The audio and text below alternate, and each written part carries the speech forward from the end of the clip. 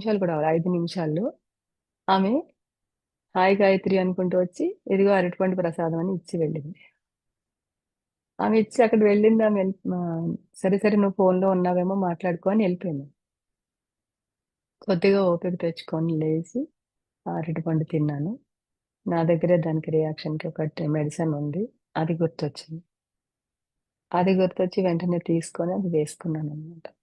అసలు మీరు చెప్తేనే మరి ఇమ్మీడియేట్‌గా ఒక 5 నిమిషాల్లోనే నేను క్లాస్ ఏమైనా సరే క్లాస్ పక్క నుంచి ఏం చెప్తావు ఇప్పుడు క్లాసు? వాళ్ళకి నో చెప్పు అని చెప్తుంది.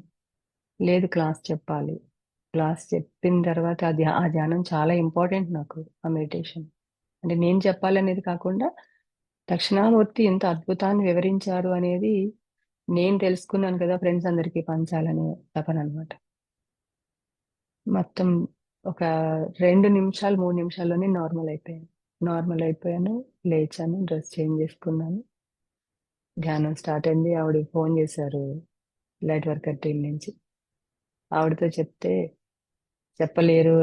అంటే ఈ సిట్యుయేషన్ బాలేదు కూడా. అయినా కూడా నేను క్లాస్ తీసుకుంటానంటే, మిరాకిల్ మేడం అసల అలాగా పడిపోయినప్పుడు మళ్ళీ లేచి మళ్ళీ క్లాస్ చెప్తున్నారు మీరు అని చెప్పేసి. మొత్తం మీద చాలా అద్భుతంగా వచ్చింది. ఎందుకు అంటే